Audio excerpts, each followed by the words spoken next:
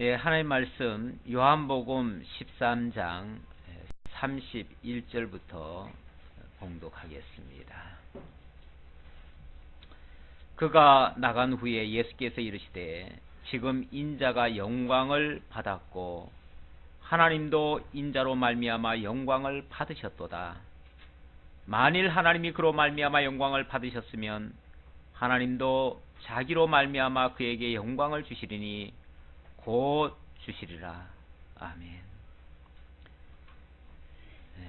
그가 나간 후에 영광을 받았다. 여기 앞에 그가라는 말은 가룟 유다를 두고 하는 말입니다.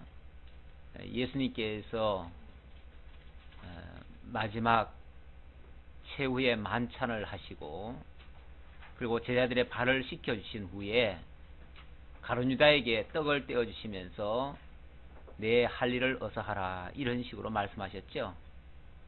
그 말을 듣고 가룟 유다는 즉시 밖으로 나갔습니다. 사람들은 몰랐습니다. 왜 가룟 유다가 예수님께 무슨 말을 듣고 왜 나갔는지 몰랐어요. 그런데 가룟 유다가 지금 나가서 할 일은 예수를 밀고 해서 결국 잡혀 죽게 만드는 그 일을 할 것입니다. 그 일이 바로 예수로 하여금 영광을 받은 일이고 그로 말미암아 하나님도 영광을 받으시는 일이다. 하나님이 영광을 받으신다는 말은 하나님이 언약하신 대로 다 이루셔서 당신이 여호와로 확증이 되어진다 이런 뜻이죠. 결국 하나님의 영광, 하나님이 언약하신 대로 이루시는 그 일로 말미암아 이루어지는 영광입니다. 우리 인간적인 생각으로는 우리는 영광 하면 굉장히 좋은 거 생각하잖아요. 우리가 영광스럽다 하면 굉장히 축하받을 일이고 모든 사람의 부러움을 살 만한 일이고 너무너무 좋은 일, 자랑할 만한 일 이런 일인데 지금 예수님께 영광이라고 하는 것은 차원이 다른 오히려 당신이 십자가에 못 박혀 죽는 그 사건 자체가 영광이고 그로 말미암아 하나님이 여호와 되심 이 자체가 영광인 것을 알 수가 있습니다.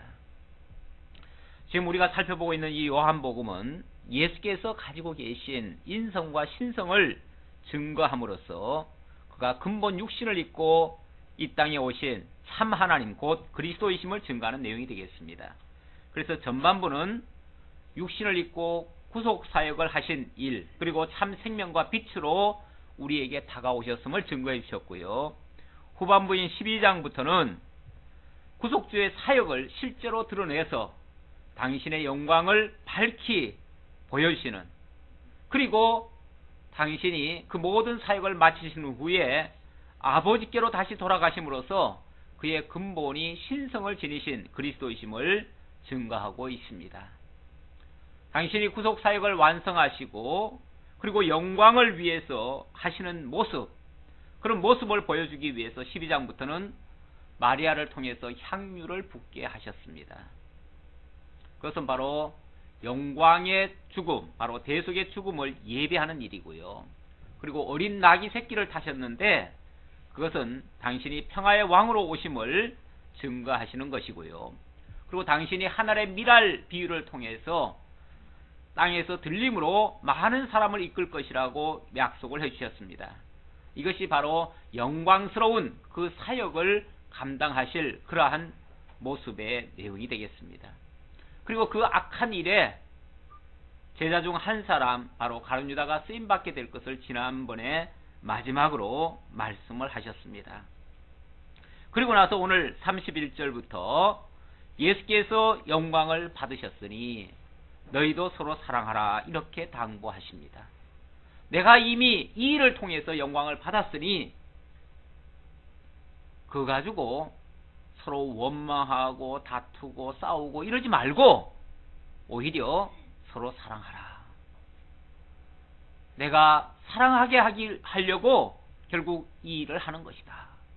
예수님이 비록 인간적인 모습으로는 사람들에게 제자에게 밀고를 당하고 배반을 당하고 그것 때문에 그 비참한 십자가에 못 박혀 죽는 사건이 되겠지만 그러나 그 자체가 바로 예수의 영광을 위한 일이고 하나님이 영광을 입으시는 일이기에 오히려 알고 보면 그것은 너무너무 감사한 일이고 그로 말미암아 오히려 서로 간에 모든 것을 다 용서해 줄 수 있는, 아니 예수님이 지금 자기를 배신한 그 가룟 유다마저도 영광을 위한 일에 쓰였다라고 지금 얘기를 하고 있는데 무엇이 용납 못할 일이 있고 무엇이 감당치 못할 일이 있겠습니까?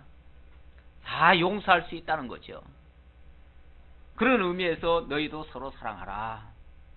정말 원수까지도 사랑하는 이것이 바로 새 계명이라고 그렇게 말씀해 주시는 그런 내용이 31절로 35절 가운데 소개되고 있습니다. 다시 한번 내용을 보도록 하죠. 그가 나간 후에 예수께서 이르시되 지금 인자가 영광을 받았고 하나님도 인자로 말미암아 영광을 받으셨도다. 이 일을 통해서 내가 영광을 받았고 그리고 내가 이런 일을 통해서 내가 십자가를 짐으로 인해서 하나님도 영광을 받으셨도다.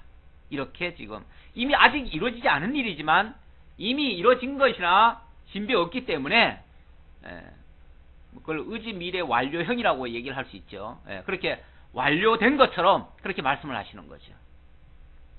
만일 하나님이 그로 말미암아 영광을 받으셨으면, 만일 이것 때문에 하나님이 영광을 받으셨다면, 그 말이죠. 받으셨다면 하나님도 자기로 말미암아 그에게 영광을 주시리니 곧 주시리라. 그것이 하나님의 영광을 위한 일이라면 그 일이 반드시 그렇게 이루어질 것이다. 그렇게 다 될 것이다. 당신이 예정된 대로 달려서 십자가에 못 박혀 죽는 이 사건이 순조롭게 잘 될 것이다. 그 말이죠. 한치의 오차도 없이 그렇게 될 것을 확신하면서 하시는 말씀입니다. 작은 자들아, 전에는 소자야 이렇게 말씀하셨죠. 소자, 작은 자들아. 어찌 보면 제자들이 이 세상 가운데서는 지극히 작은 자들입니다. 보잘것없는 자들입니다. 이름도 없고 명예도 없고 권세도 없고 아무것도 없는 자들이에요.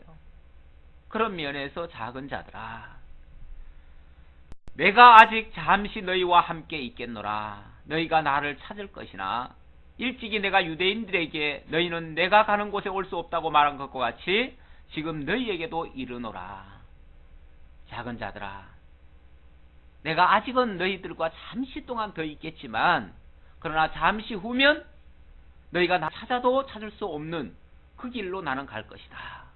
하는데 내가 이미 유대인들에게, 많은 사람들에게 그 말을 했지 않았느냐.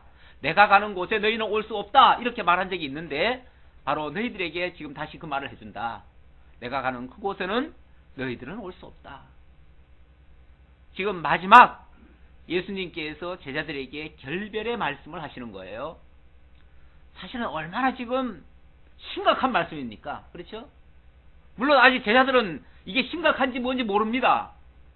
제자들은 예수님이 하시는 이 행동이 마지막 행동이라고 생각지 않아요. 언제나 같이 있으면서 언제나 같이 떡을 떼고 같이 잔을 나누며 또 얼마 전에 또 예수님 친히 발을 씻어 주시기까지 하셨잖아요. 얼마나 다정한 일입니까? 이 좋은 일들, 이 아름다운 일들이 계속 지속될 것이라고 생각하고 있는 중이에요. 이 사실을 아는 자는 예수님밖에 없어요. 예수님만 지금 심각하게 얘기를 하시는 거예요. 내가 이제 곧 길을 떠날 것인데 그곳에 너희는 올 수 없다. 이렇게 말씀을 하는 거예요. 이 무슨 소리인지 지금 제자들은 아직까지 잘 몰라요. 지금 사태 파악이 안 되고 있어요. 그런데 예수님 혼자 지금 자꾸 이렇게 말씀을 하시는 거예요. 그러면서 새 계명을 너희에게 주노니 서로 사랑하라. 내가 너희를 사랑한 것 같이 너희도 서로 사랑하라. 내가 너희를 사랑한 것 같이 예수님이 지금 제자들을 사랑하셨습니다. 그리고 그 사랑하신다는 것을 실제적으로 보여주기 위해서 발까지 씻어주신 그런 모습이 있었습니다. 그것은 발 씻어준 게 대단한 게 아니고요. 우리는 발 씻어준 것이 대단한 것 같지요? 근데 사실은 그 이전에 엄청나게 많은 사랑을 베푸셨어요. 그리고 발 씻어준 것은 그 사랑을 지금 실감을 못하니까 지금 시청각적 교육으로 보여준 것 뿐이에요. 이런 것처럼 너희도 서로 발을 씻어주듯이 너희 형제들을 사랑해라. 그게 이제 마지막 당부예요. 마지막 당부. 그러면서 이걸 새 계명이라고 얘기를 했습니다. 계명이란 말은 사실은 율법과 같은 의미죠. 같은 의미인데 유대인들에게 있어서 율법이란 절대적 명령이죠. 하나님의 절대적 명령입니다. 명령인데 구약의 율법 같은 그런 명령으로 얘기를 하신 것이 아니라 새 계명이라고 그랬습니다. 새 계명. 그러니까 구약의 율법을 이제 다시 지키라는 차원에서 얘기를 하거나 아니면 그 율법을 바꿔가지고 새로 지키라는 개념이 아니고 완전히 차원이 다른 그런 새로운 계명을 얘기하셨는데 이게 갑자기 나온 이야기가 아니고 사실은 이미 많은 선자들을 통해서 예고되어진 그러한 말씀입니다. 제가 오늘 묵상한 말씀이 예레미야 31장 31절 이하의 말씀입니다. 그 말씀에 보면 때가 이르면 하나님이 새 언약을 맺을 것이다. 그 언약은 돌비에 새겨진 그러한 율법에 의해서 되어지는 일이 아니고 마음속에 신비에다가 하나님께서 깨닫게 해서 성령을 통해서 우리를 바꿔주실 것이다. 이런 뜻으로 말씀하신 거예요. 그리고 이런 내용이 에스겔에서도 있는데요. 에스겔 말씀 우리 한번 같이 한번 좀 참고해 볼까요? 에스겔 11장 19절 한번 봅시다. 에스겔 말씀은 좀 더 어떤 면에서 좀 더 구체적으로 어떻게 그 새 계명이 이루어질 것인가를 소개하는 내용이에요. 11장 19절.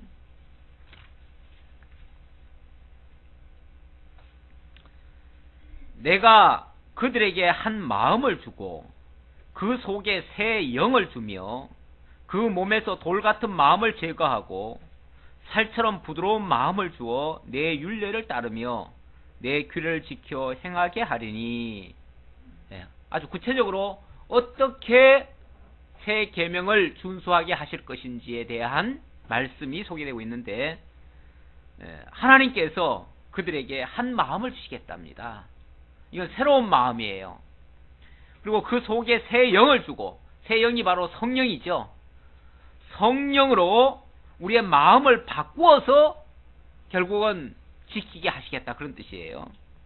그러면서 그 몸에서 돌 같은 마음 제거하고, 이 옛날엔 금강석 같이 아주 단단하게 굳은 그런 마음, 그 굳은 마음을 마치 갈아엎듯이 옥토로 바꾸어 가지고 하나님의 말씀이 들려지고 깨달아질 수 있는, 이렇게 바뀌는 그런 마음으로 바꿔준대요. 그래가지고 살처럼 부드러운 마음을 주어 마치 옥토처럼 아주 부드러운 그런 마음으로, 마음의 밭으로 바꿔가지고 내 율례를 따르며 내 귀를 지켜 행하게 한다. 그렇게 해서 그들은 내 백성이 되고 나는 그들의 하나님이 되리라. 하나님과 백성, 아버지와 아들 관계, 이런 관계로 만들어서 순종하게 만드시겠다. 이것이 새 계명에 대한 예언의 말씀이고, 그 예언의 말씀대로 지금 예수님께서 그렇게 주시겠다는 겁니다. 이건 물론 지금 당장 그렇게 할 수 있다는 것이 아니라 성령을 통해서, 이제 성령을 보내주실 건데 그 성령을 통해서 그런 역사가 있게 할 것이다 라고 말씀하시는 내용이 되겠습니다. 자, 그러면서 너희가 서로 사랑하면 이로써 모든 사람이 너희가 내 제자인 줄 알리라. 서로 사랑하면 그것이 내 제자인 줄을 보여주는 것이다. 반대로 사랑하지 않는다면요, 그리스도의 제자가 아니라는 것이 증명되는 거죠. 이거는 우리가 무슨 선택사항이 아니고 하나님의 자녀라면 그리스도의 제자라면 당연히 나타나야 하는 그러한 하나의 증거죠. 증거로서 그렇게 말씀을 해주셨습니다. 물론 이것이 우리 임의로 가능한 건 아니죠. 그래서 하나님께서 우리의 굳은 마음, 그 돌같이 금강석같이 단단해진 그 마음을 바꾸어서 개조해서 부드러운 마음 바꾸어서 그렇게 해주시겠다. 그리고 성령이 내주하심으로 가능하게 하겠다. 이렇게 약속을 해주시는 그런 말씀이 되겠습니다. 그 다음 36절로부터 38절. 자, 예수님께서 내가 가는 그곳에는 너희들이 올 수 없다. 이렇게 얘기를 하니까 시몬 베드로가 펄쩍 뛰죠. 무슨 소리입니까? 예수님이 가시는 곳이라면 어디든지 나는 따르겠습니다. 죽는 곳이라도 따라가겠습니다. 라고 큰 소리를 칩니다. 그랬더니 예수님께서 그 큰 소리 치는 베드로에게 네가 닭 울기 전에, 오늘 밤 닭 울기 전에 3번 나를 부인할 것이다. 그 말은 절대적으로 네 의지로는 불가능하다. 그 얘기를 하는 거죠. 인간의 의지가 이렇게 정말 참 자랑할 것이 없습니다. 큰 소리 칠 게 없어요. 시몬 베드로가 이르되 주여 어디로 가시나이까? 예수께서 대답하시되 내가 가는 곳에 네가 지금은 따라올 수 없으나 후에는 따라오리라. 지금은 따라올 수 없는데 후에는 따라올 것이다. 이게 어떤 시차가 있다는 건데, 지금은 성령이 함께하지 않는 상태인데 이 상태로 자기 의지 가지고는 절대 따라올 수 없다. 그러나 언제는 따라올 수 있어요? 성령이 오시고 그의 중심을 바꿔놓고 그리고 나서 정말 예수를 위해서 사는 그때 가면 그때는 따라올 수 있다. 예수님의 제자들이요, 처음에는 예수를 아무도 못 따랐습니다. 예수님 잡혀서 재판정에 들어가고 그리고 골고다로 갔을 때 쟤들 다 도망쳤어요. 다 도망치고 부인하고 난리 났지요. 심지어는 다 고향으로 가버리고요. 자기네 살겠다고 이제 더 이상 이제 예수님 의지할 수 없으니까. 그랬던 제자들이 그 나중에는 어떻게 됐습니까? 나중에는 한결같이 다 순교를 당했습니다. 그렇게 따를 수 없다고 다 도망치던 자들이 어떻게 다 예수가 가신 그 길을 갔습니까? 순교의 길이 곧 예수님이 가신 길 아닙니까? 바로 예수님의 말씀대로 되는 거예요. 지금은 따라올 수 없으나 나중에는 따라오리라 라고 하신 그 말씀대로 나중에는 실제로 예수님이 가신 그 길을 따라갔어요. 그게 바로 십자가의 길이고, 그래서 베드로 같은 경우는 내가 예수님과 같은 똑같은 그런 십자가에 어떻게 내가 지겠습니까? 나는 거꾸로 지겠습니다 해가지고 거꾸로 졌다고 그래요. 그리고 야고보인가 누군가는 뭐 비스듬하게 십자가를 졌다고 그래요. 그건 뭐 전승가에 의해서 나오는 말이라 100% 확인할 길은 없지만은 그런 말씀이 있습니다. 틀림없는 것은 모두가 다 순교를 당했다는 거. 이 요한 사도는 순교는 아니지만 순교와 같은 모습이죠. 그도 예수를 부인하지 않아가지고 결국은 밤모섬에 유배를 갔다가 거기서 죽었으니까요. 그건 이제 하나님께서 마지막까지 내어버려 둔 것은 요한계시록을 쓰게 하시려고 그렇게 하신 거죠. 자, 어쨌든 지금은 따라올 수 없지만 후에는 따라올 것이다 라고 말씀하셨고, 베드로는 여기에 대해서 동의를 못했죠. 왜 지금은 못 따라갑니까? 난 따르겠습니다. 이렇게 자기 의지를 밝히고 있습니다. 베드로가 이르되 주여 내가 지금은 어찌하여 따라갈 수 없나이까? 주를 위하여 내 목숨을 버리겠나이다. 길 못 따라가는 정도가 아니라 나는 목숨까지 버릴 각오가 되어 있습니다. 이렇게 아주 큰 소리를 쳤습니다. 물론 이 말을 하는 거 보면 그 길이 무슨 길인지 지금 아직 모르고 하는 소리죠. 그렇죠? 그 길 자체가 목숨뿐이 아니라 그야말로 십자가를 지는 거니까 목숨 버리는 건 뭐 당연한 것이고, 그것도 아주 극형에 처해지는 건데, 예. 내가 목숨까지 버리려고 하는데 왜 그 길을 못 따르겠습니까? 이렇게 말하는 거 보면 아직까지 그 길이 뭔지를 모르고 있는 소리죠. 예수께서 대답하시되 내가 나를 위하여 내 목숨을 버리겠느냐? 너가 정말로 나를 위해서 목숨을 버릴 각오가 돼 있느냐? 내가 진실로 진실로 내게 이르노니 닭 울기 전에 내가 3번 나를 부인하리라. 그러나 너는 그렇게 결심했을지라도 그러나 너는 오늘 밤에 닭 울기도 전에 나를 3번 부인할 거야. 이렇게 말씀하시는 거죠. 인간의 의지가 얼마나 연약한 것임을 잘 알게 해주시는 그런 말씀입니다. 사람들은요, 인간에게 자유의지가 있어가지고 선이나 악을 우리 임의대로 마음대로 결정하고 판단하고 정할 수 있다라고 그렇게 주장들을 합니다.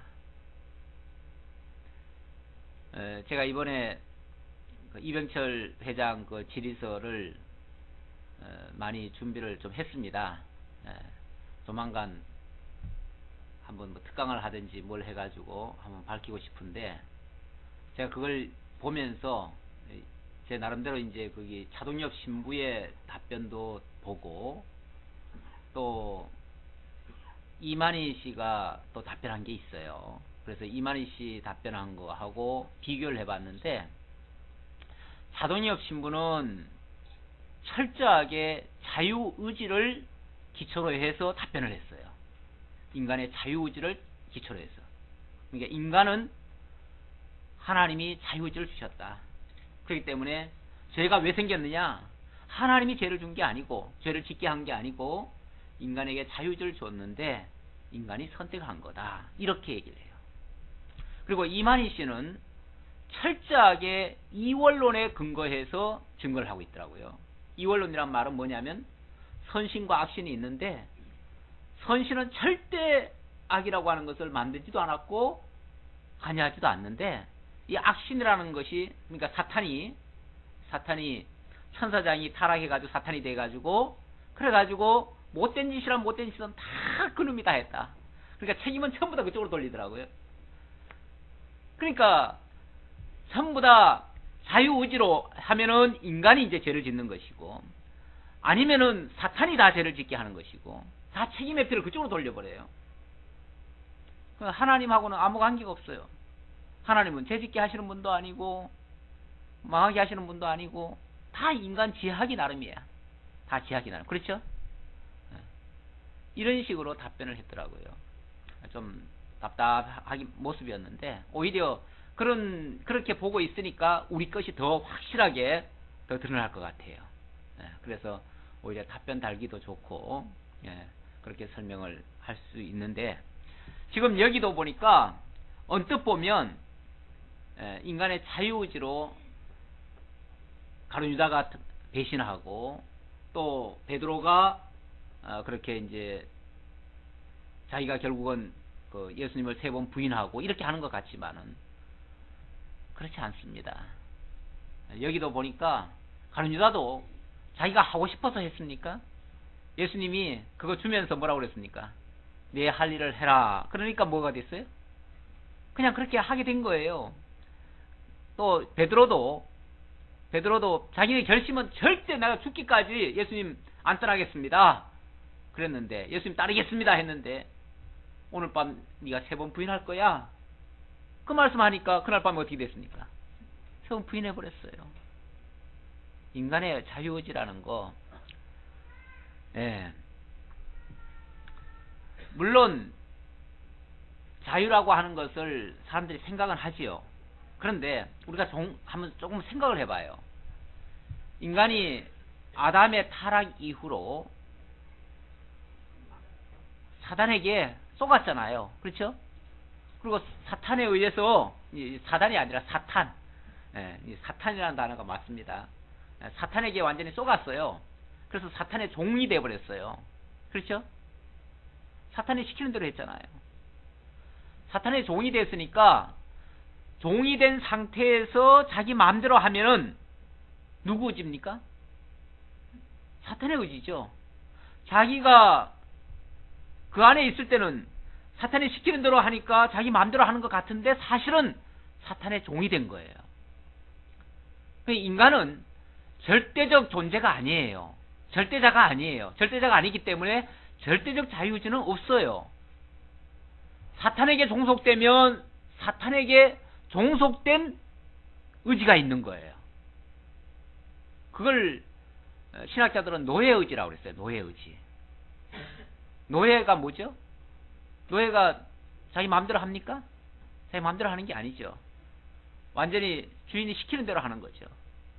그러니까 사탄에게 속아서 사탄에게 종로로 탈 때는 사탄의 노예의지가 있는 거예요. 그런데 그 가운데서 그리스도께서 죄악 속에 있던 우리들을, 죄와 사망 가운데 있던 우리들을 대속해 주시고 건져내시고 자유케 하시면 그때는 자유롭게 되는 거죠. 그렇죠? 그때는 자유롭게 되는데 그 자유도 완전한 자유입니까? 그때부터? 아니죠. 이제 죄의 종에서 의의 종이 된 거죠. 그리스도에게로 넘어온 거죠. 그리스도에게 넘어왔으니까 그리스도의 그 마음, 선한 쪽으로 가려고 하는 그 마음이 있을 뿐이죠. 그 마음을 이제 주신 거죠. 그러니까 죄의 종에서 의의 종으로 바뀐 것 뿐이지 그렇다고 완전한 자유는 아닙니다. 그런데 예수님께서 진리를 알지니 진리가 너희를 자유케 하리라고 그랬잖아요. 그 진리라고 하는 것이 결국 하나님의 뜻이고 하나님이 기뻐하시는 일인데 내 뜻이 하나님과 일치되어지면 자유로운 거죠. 하나님의 생각과 절대 자유자는 하나님이셔요. 하나님이신데 하나님의 뜻과 하나님의 생각과 하나님이 하고 싶은 일과 내 생각이 같아지면 하나님처럼 자유롭게 되는 거죠. 왜? 하나님이 절대 자유자인데 그것과 일치되니까. 그래서 진리 안에서의 자유가 있는 거죠.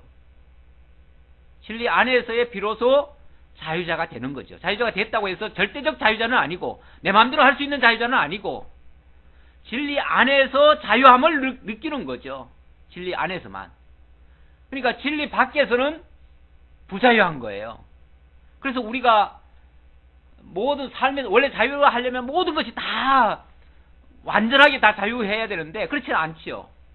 우리가 선한 일을 할 때는 자유함이 있는데 좀 안 좋은 일에 연루됐을 때는요 마음이 괴롭지요. 그건 자유함이 없는 거죠. 네.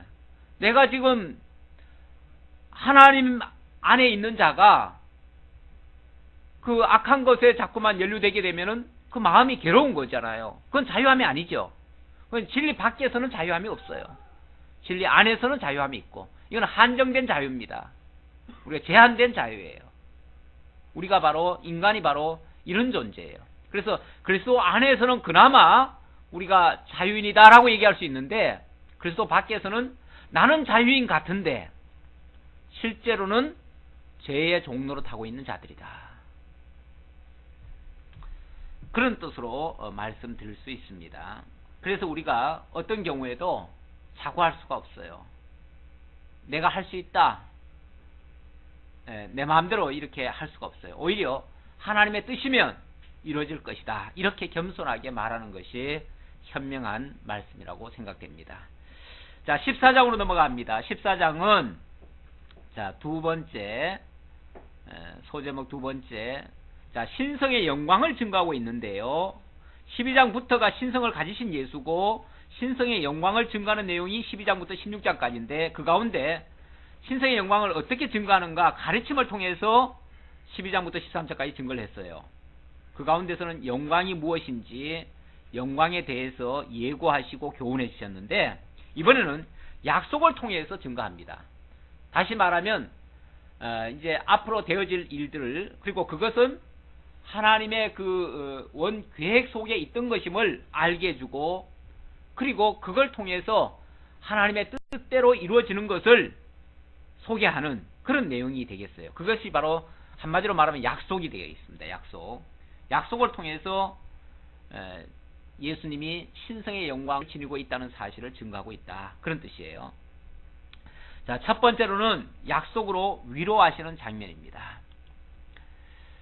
약속으로 위로하신다. 지금 예수님이 가신다고 했습니다. 그 길이 어딘지는 모르지만 좌우간 다시는 안 돌아올 것 같은 그런 느낌으로 말씀을 하셨어요. 얼마나 두렵습니까? 제 아들 입장에서 말이에요. 그리고 이제 마지막이라고 생각을 하니까 이 근심이 되죠. 근심. 괴로움이, 고통이 동반되죠. 그러니까 예수님께서 근심하지 말라. 두려워하지 말라. 내가 간다고 해서 아주 가는 것이 아니고 이런 식으로 이제 약속을 통해서 위로를 해주시는 그런 말씀. 그래서 근심에서부터 떠나고 예수님을 바라볼 수 있는, 기다릴 수 있는, 소망을 가질 수 있는 그런 말씀을 주시는 내용이 바로 14장의 내용이 되겠습니다. 자, 14장 1절로 4절까지 제자들에게 처소를 예비하고 다시 오실 것을 약속하시며 위로하시는 장면입니다. 너희는 마음에 근심하지 말라. 하나님을 믿으니 또 나를 믿으라. 예수께서 제자들 곁을 떠난다고 하시니까 제자들이 마음이 아무래도 근심하고 좌절감을 느끼게 되죠. 그때에 너희는 마음에 근심하지 말라. 하나님을 믿으니 또 나를 믿으라. 이건 하나님도 믿고 나도 믿어라 그 말입니까? 하나님과 당신은 일체예요. 일체. 그러니까 너희가 하나님을 믿느냐? 그렇다면 내가 그 하나님이니까 뭐하라? 나 믿어라 그 말이죠. 그러니까 이거는 따로 떼어놓고 얘기하는 게 아니에요. 하나님도 믿고 예수도 믿고 이게 아니에요. 하나님을 믿는다면 나를 믿는 것이다 그 말이에요. 당연히 하나님을 믿는다면 나를 믿어라. 난 못 믿겠으면 너희들 하나님 안 믿는 거다 이 얘기죠. 그렇죠? 왜? 하나님과 예수는 일체니까. 너희가 하나님을 믿는다면 날 믿어라. 내 말을 믿고 내가 간다고 해서 아주 가는 것이 아님을 믿어라. 그러면서 구체적인 이야기를 하십니다.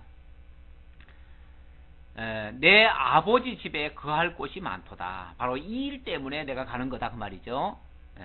내가 지금 가는 이유는 내 아버지 집에 거할 곳이 많도다. 그렇지 않으면 너에게 일렀으리라. 내가 너희를 위하여 거처를 예비하러 가노니 바로 너희를 위해서 거처를 예비하러 가겠다. 가서 너희를 위하여 거처를 예비하면 내가 다시 와서 너희를 내게로 영접하여 나 있는 곳에 너희도 있게 하리라. 지금 예수님 가시는 일이 아주 가는 것이 아니고 가서 너희들 위한 거처를 예비하러 가는 것이고 그 거처가 예비가 완성됐을 때 내가 너희를 다시 영접하기 위해서 오겠다. 다시 오겠다.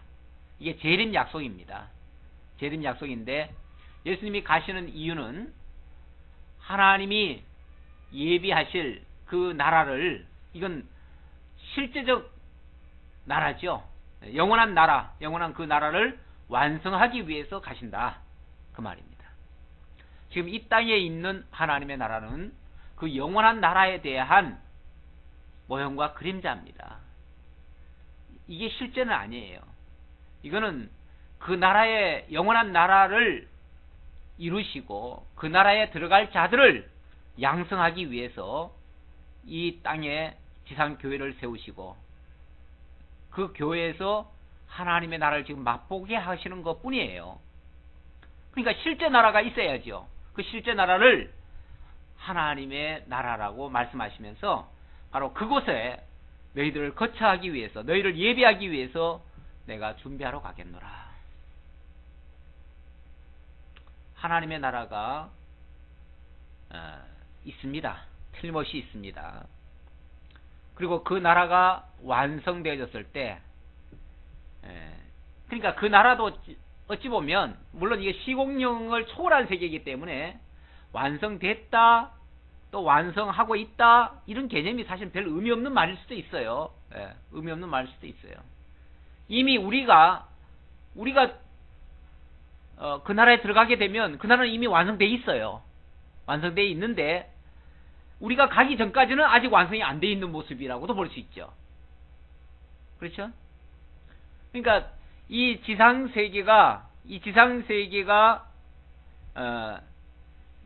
주님께서 가르치신 기도에 보면 그런 말이 있죠. 뜻이 하늘에서 이룬 것 같이 땅에서도 이루어지이다. 뜻이 천상세계와 지상세계가 함께 지금 이루어져 가고 있다는 그런 뜻이에요. 함께 이루어져 가고 있는데 그 함께 하나는 원형이고 하나는 거기에 대한 모형이고 그림자고 이렇게 이제 함께 지금 이루어져 가고 있는데 이 지상세계도 계속 지금 발전되어 가는 모습이잖아요. 예. 바로 그것처럼 원형세계도 하나님께서 그렇게 이루시고 계시다. 그리고 그것이 완성되었을 때 예수님께서 다시 재림하신다. 그러니까 그 나라가 완성된다고 하는 것은 이 땅은 사실은 심판의 때입니다. 심판의 때가 다가오는 거죠. 그래서 이 세상은 완전히 심판하시고 영원한 나라로 기속을 시키는 그러한 일을 주님께서 하실 것이다. 바로 그 일을 위해서 예수님이 가시겠다라고 말씀을 하시니까 내가 어디로 가는지 그 길을 너희가 아느니라. 예수님께서 사실은 말씀을 안 하신 건 아니에요. 하나님의 나라에 대해서 주께서 가르쳐 주신 기도 속에도 다 나와 있고 뿐만 아니라 수없이 하나님의 나라에 대해서 이야기를 했지요. 했는데 개념이 지금 안 잡히는 거죠. 거기까지 연결이 안 되는 거죠. 연결이 안 돼가지고 지금 예수님이 어디 간다고 하는데 어디로 간다는 건지 이게 도대체 분간이 안 가요. 예, 그럴 뿐이죠. 자, 그러면서 5절로부터 11절 보니까 바로 그렇게 가는 그곳에 당신이 길과 진리와 생명이 되실 것을 약속하시면서 또 제자들을 위로하시는 그런 장면이 되겠습니다. 자, 이렇게 말씀을 하니까 어디로 간다고 하고 또 거기 완성되면 다시 오겠다고 하니까 제자들 중에 궁금증이 많이 생겼어요. 도대체 이게 무슨 소리인지 이해가 잘 안 돼요. 그 간다는 그 길은 뭐고 또 다시 온다는 말은 또 무슨 소리인지 그게 이해가 안 돼가지고 도마가 묻습니다. 이 제자 중에 제일 의심이 많은 제자예요. 도마가 묻습니다. 5절 도마가 이르되 주여 주께서 어디로 가시는지 우리는 알지 못하거늘 그 길을 어찌 알겠사옵나이까. 주님이 어디로 가시는지도 모르는데 길은 어떻게 알겠습니까? 그 말이죠. 그렇죠? 주님이 어디로 가시는지도 모르는데 주님이 가시는 그 길을 어떻게 알겠느냐. 아주 지극히 정상적인 생각입니다. 보통 사람은 다 이렇게 말하는 것이 정상이에요.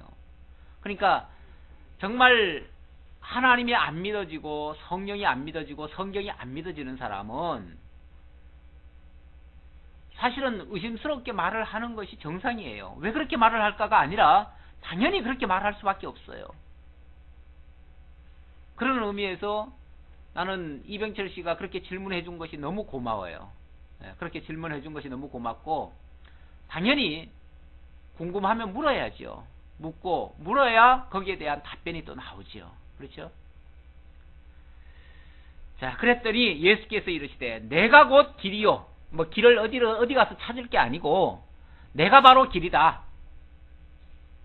그리고 진리요 생명이니 나로 말미암지 않고는 아버지께로 올 자가 없느니라.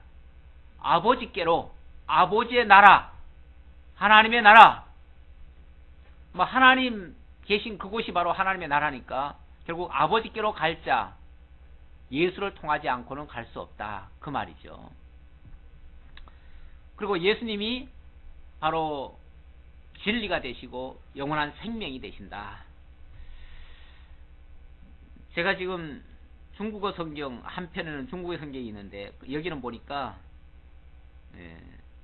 예수시 도로 진리 생명 이렇게 돼 있네요. 도로라고 돼 있어. 도로. 문자 그대로 하니까 도로가 되네요. 길이. 좀 이상하죠? 도로라고 하니까. 길이라는 단어는 사실은 길 도자죠. 길도. 길이 도입니다. 도. 도를 아십니까? 진짜 도는 그리스도에게 있습니다. 세상의 도는 이거는 완전 사이비도예요. 진짜 도, 이거는 하나님께로 가는 길, 그게 진짜 도입니다. 하나님께로 갈 수 있는 길, 유일한 길, 그리고 그것은 참 진리에 의해서만 하나님을 만날 수 있는데, 진리의 영, 성령이 함께 하시는데, 예수님 자신이 곧 길이요 진리요. 그런데 여기 원어상으로 보면 거기에 정관사 그가 있습니다. 그. 그래서 이걸 사실은 왜 번역할 때 그 그자가 빠졌는지 모르겠어요. 내가 곧 그 길이요, 내가 곧 그 진리요, 내가 곧 그 생명이다, 이렇게 말씀하셨어요. 그 길, 그 진리, 그 생명, 하나님의 나라에 대한 길, 하나님께로 가는 길, 하나님에 대한 진리, 영원한 하나님의 나라, 하나님 안에만 있는 그 생명, 그 생명이 바로 예수 자신이다, 이렇게 말씀하시면서 나로 말미암지 않고는, 그러니까 결국 나를 통하지 않고는 아버지께로 갈 자가 없다, 아버지를 만날 수가 없다, 아버지의 생명을 얻을 자가 없다, 이런 이야기죠. 예수님만이 유일한 길입니다. 그 차동엽 신부의 그 질문, 그 답변 속에 아주 통탄할 답변이 하나 있어요. 왜 그 이병철 씨가 질문 중에 왜 자꾸 미리 이렇게 얘기하면은 나중에 기대감이 떨어지는데 왜 기독교만 믿어야 천국을 간다고 하느냐, 다른 종교도 선한 종교 있지 않느냐 라고 얘기를 했더니, 차동엽 신부가 과거에는 그렇게 얘기를 했는데 이제 바꿨대요. 자기네들은 바꿔가지고 다른 종교에도 구원이 있다고 그렇게 얘기를 한다는 겁니다. 그러면서 그 절대적 그런 어떤 구원관을 자기네들은 이미 폐기했대요. 그리고 창조에 대해서도 그 차동엽 신부는 왜 사람이 흙으로 창조됐다고 하느냐, 인간이 흙에서 지어졌느냐, 흙으로 지어졌느냐, 그러니까 그건 말하자면 그런 뜻이다. 그런 뜻이다. 이게 오랜 진화 과정에서 지나서 결국은 사람이 됐는데 그것을 이렇게 압축해서 얘기하면 흙에서 나왔다는 얘기다, 그런 식으로 얘기를 하더라고요. 완전히 그분들은 그냥 기독교를 떠난 것 같아요. 우리 기독교 진리하고 전혀 달라요. 그러니까 가톨릭에서는 그 얘기를 많이 합니다. 익명의 그리스도인, 이런 말을 해요. 익명의 그리스도인. 그 말은 꼭 그리스도 안에서만이 구원받는다는 말이 아니고 그리스도 밖에서도, 그 익명이니까 알 수 없어요. 그 사람이 그리스도인인지 아닌지 알 수 없어요. 몰라도 상관없어요. 그런 중에도 구원받을 자가 있다는 얘기예요. 바로 그런 자들이 누구냐? 선을 행한 자들이다. 그러면서 선을 행한 자는 누구든지 구원받을 수 있다. 그러면서 심지어 그 얘기도 하죠. 산에 정상이 있는데 정상에 올라가는 길이 앞에서도 가고 뒤에서도 가고 저 옆에서도 가고 가는 길이 달라서 그렇지 정상에 올라가 보면 똑같지 않느냐. 그 얘기를 신부들이 이야기를 합니다. 그 절대적 길을 갖다가 부정을 하죠. 근데 우리 기독교는 그렇지 않죠. 예수님이 바로 내가 곧 그 길이요, 그 유일한 길이요, 둘도 없는 유일한 길이요, 하나님께로 가는 유일한 길, 그리고 하나님을 알 수 있는 유일한 진리, 하나님께 있는 그 생명, 유일한 생명, 그것이 바로 내게 있다. 나를 통하지 않고는 그것은 이루어지지 않는다. 오직 예수를 통해서만 구원이 있고 생명이 있고 진리가 있고, 이렇게 지금 말씀하시는 내용이 되겠습니다. 자, 그랬더니 빌립이라는 사람이 그 옆에서 보고 있다가 예수님 말씀이 뭔가 좀 알 것도 같고 모를 것도 같고 알쏭달쏭해요. 그러니까 이렇게 또 묻습니다. 빌립이 이르되 주여 아버지를 우리에게 보여주옵소서. 그리하면 족하겠나이다. 자꾸 아버지께로 가는 길이다 뭐다 그러는데 그러면 아버지 좀 보여주십시오. 도대체 보지도 못하고 자꾸만 그런 얘기로만 하니까 우리가 도대체 실감이 안 납니다.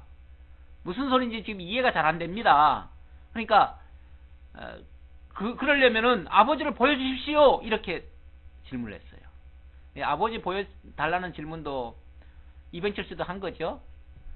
그 하나님 어떻게 볼 수 있느냐, 어떻게 알 수 있느냐 그랬는데 사실 똑같은 질문이에요. 많은 사람들이 이런 질문을 하고 있어요. 그랬더니 예수께서 이르시되 빌립아 내가 이렇게 오래 너희와 함께 있을 때 네가 나를 알지 못하느냐? 나를 본 자는 아버지를 보았거늘 어찌하여 아버지를 보이라 하느냐. 빌립아, 예수님 지금 3년간 같이 있었잖아요. 3년간 같이 있으면서도 예수가 아버지께로부터 오신 아버지의 독생자고 아버지를 계시하기 위한 하나님 그 자신이심을 알지 못하겠느냐 그 말이에요. 지금 요한복음이 지금까지 지금 1장에서부터 13장까지 14장에 오기까지 계속 당신이 누구라는 얘기입니까? 당신이 하나님이에요. 하나님. 그래서 요한복음 1장 1절에 뭐라고 그랬습니까? 태초에 말씀이 계시니라. 이 말씀이 하나님과 함께 하셨으니 이 말씀이 곧 하나님이시니라. 그리고 그 말씀이 육신이 되어 가운데 거하심에 아버지의 영광이 충만하더라. 이런 식으로 얘기를 하죠. 결국 태초에 말씀으로 계시던 그분이 하나님과 함께 하셨고 그분이 곧 하나님이시고 그분이 육신을 입고 이 땅에 오셨고 그래서 그 육신을 입은 그분이 바로 예수 자신이다. 이걸 지금 보여주셨고 알게 하셨고 계속 그걸 입증하기 위해서 갖가지 지금 표적들을 보여줬는데 또 무슨 새로운 표적을 보여달래요. 하나님 보여달래요. 지금까지 보여준 거는 못 믿겠고 또 새로운 걸 보여달래니 그 유대인들이 예수님께 와가지고 당신이 이런 식으로 얘기를 하니까 당신이 하늘로부터 왔다고 하는 증거를 보여달라, 표적을 보여달라 그랬지요. 표적 보여달라고 했을 때 예수님 답변이 뭐라고 그랬습니까? 악하고 음란한 세대가 표적을 구하나 너희들에게 보여줄 것은 요나의 표적밖에 없다. 이런 말을 했어요. 악하고 음란한 세대가 표적을 구한대요. 그거는 아주 안 믿으려고 작정하고 발버둥 치는 사람들이 자꾸 뭘 구한다? 표적을 구한다는 거예요. 근데 그런 사람들에게 표적을 보여주면 믿을까요? 지금까지 보여준 표적이 얼마나 많은데 그 표적을 보고도 안 믿었잖아요. 그런데 새로운 표적 무엇을 또 보여주면 또 믿겠어요? 안 믿는다 그 말이에요. 안 믿지만 내가 너희들에게 이거 하나 보여주겠다 그 말이에요. 마지막으로 보여주겠다. 그게 바로 뭡니까? 요나의 표적. 요나의 표적이 바로 십자가와 부활입니다. 십자가와 부활을 보여주겠다는 거예요. 마지막으로. 그러면 그걸 보고라도 믿어야 되는데, 그리고 예수님 십자가에 못 박혔잖아요. 실제로 죽었죠. 그리고 3일 만에 부활했죠. 그런데 믿어요 안 믿어요? 역시 안 믿어요. 안 믿어요. 안 믿을 사람은 죽어도 안 믿어요. 오죽하면은 부자와 나사로 비유해서 부자가, 나사로는 이제 아브라함 품에 안기고 부자는 지옥불 속에 들어갔잖아요. 들어가가지고 너무 고통스러워가지고 아버지 아브라함이요 제발 나한테도 자비를 베풀어서 나는 기왕 베린 몸이지만 우리 가족들이라도 이곳에, 우리 형제들이라도 이곳에 안 오게끔 좀 해달라고. 그러려면은 저 나사로를 다시 살려가지고, 나는 뭐 어차피 나는 베린 몸이에요. 나는 지옥에서 나올 수가 없어요. 나를 구원해달라는 말은 못해요. 그런데 저 나사로는 자유함을 얻은 자니까 그 자유함을 얻은 자를 지상에 보내가지고 우리 형제들에게 보내가지고 우리 형제들만이라도 제발 이곳에 못 오도록 해달라고 간청을 하죠. 그랬을 때 아브라함이 뭐라고 대답합니까? 예. 예. 너희 형제들에게는 이미 내가 많은 사람을 보내놨다. 그래가지고 다 증거하고 있다. 그런데도 안 믿는다. 그런데 내가 죽은 자를 다시 살려준다고 한들 믿겠느냐? 안 믿을 거다. 네, 안 믿는데요. 그들에게는 이미 모세가 가 있대요. 모세만큼 그만큼 권위 있는 사람이 가가지고 증거를 하고 있는데도 안 믿는데요. 모세가 누굽니까? 바로 성경이에요. 성경이 지금 증거하고 있는데, 성경이 모든 그 증거들을 다 지금 낱낱이 알려주고 있는데 그걸 못 믿는데 죽었다 살아난들 어떻게 믿겠느냐 그 말이죠. 오늘 우리도 마찬가지입니다. 우리도 하나님이 우리에게 너무나 하나님을 믿을 수 있는 증거를 들이댔어요. 우리 알려줬어요. 이 성경입니다. 성경만큼 확실한 거 없어요. 우리가 뭘 봤다, 우리 봤다는 게 뭐 대단한 줄 아십니까? 우리는 허상도 많이 보고요, 꿈도 많이 꾸고요, 헛것도 많이 봅니다. 우리 본 게 확실하지 않아요.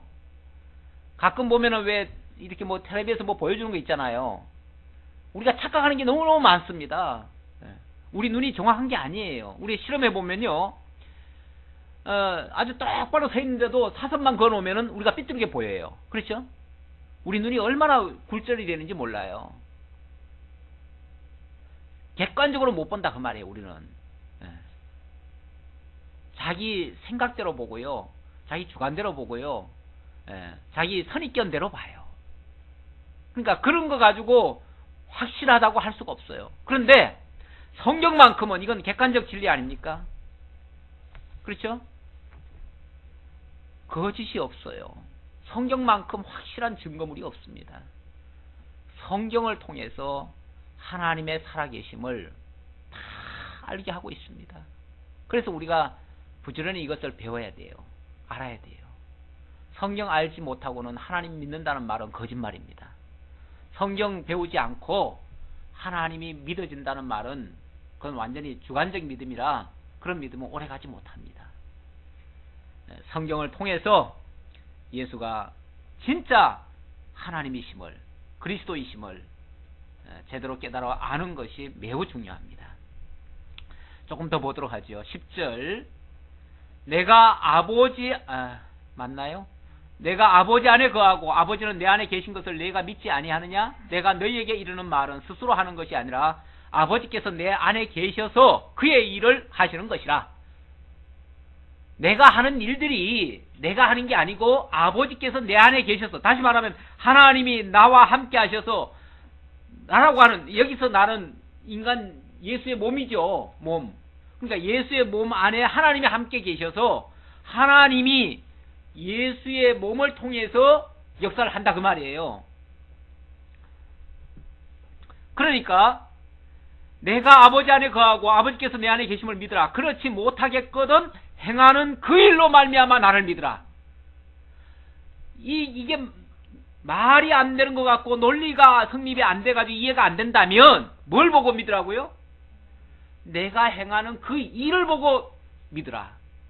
그 일. 다시 말하면 하나님이 내 속에 계셔서 나와 함께 나를 통해서 이루시는 그 일. 그 일이 무슨 일입니까? 그 일이 바로 언약을 이루는 일이에요. 다 성경에 예언된 일이에요. 언약 되어진 일을 그대로 행하니까 이거는 부인할 수가 없지 않느냐 그 말이죠. 사람이 어떤 일을, 신기한 일을 했다고 해가지고 그를 신으로 믿는 게 아니고, 이 신기한 일이 그냥 신기한 일이 아니라 오래전부터 예언된 일이에요. 예언되어진 일이 그대로 이루어져요. 성경대로 이루어져요. 그러니까 이거는 그렇게 말씀하신 그분이 이루신 거 아니냐 그 말이죠. 누가 이걸 이루시냐 그 말이에요. 그 결정판이 결국 예수님의 십자가와 부활입니다. 아주 표적 중의 표적, 아주 결정판, 그것이 바로 십자가와 부활인데, 다른 거 가지고 도저히 안 믿어지겠거들랑, 내 말이 안 믿어지겠거들랑 뭐 보고 믿으라? 예수님이 행하시는 그 일을 보고라도 믿으라 그 말이에요. 그래서 예수님이 지금까지 많은 표적을 보여주었고 표적을 보여줄 적마다 당신이 그리스도이심을 확증을 해주셨습니다. 그래도 안 믿어진다면 이제 나타날 일, 바로 십자가와 부활을 통해서라도 내가 바로 그 하나님이심을 믿으라 그 말이에요. 자, 이것이 진짜 하나님을 바로 깨달아 알고 믿는 진정한 믿음입니다. 참된 구원의 신앙입니다. 오늘 여기까지 하도록 하죠. 기도하겠습니다. 아버지 하나님 감사합니다. 요한복음을 통해서 예수가 인성으로 오신 그리스도일 뿐 아니라 근본 하나님이신 신성을 가지신 그리스도이심을 밝히 증거해 주시고 그것을 알게 하기 위해서 여러 가지 표적들도 보여주셨고 이제 마지막으로 십자가와 부활이라고 하는 이러한 사건도 우리들에게 보여주십니다.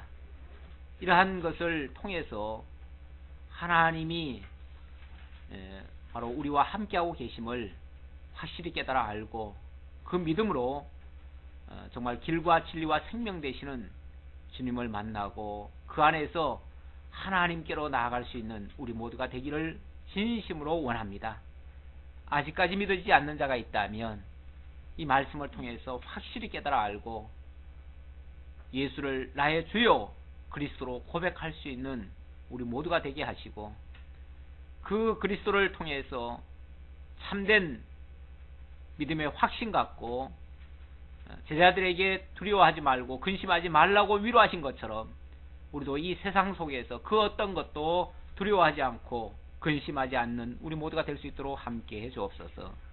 베풀으시는 감사하고 예수님의 이름으로 기도하옵나이다. 아멘.